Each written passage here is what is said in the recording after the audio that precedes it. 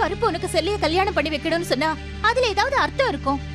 எனக்குன்னு ஒரு விருப்பமும் இருக்காதா ரத்னா? நம்ம விருப்பமா பெருசு ராசு. விருப்பு வெறுப்பு இல்லாத நமக்கு கிடையாதே. பாட்டி வச்சு ஆடணும், ஆட முடியாதுன்னு சொல்ல முடியாது ராசு.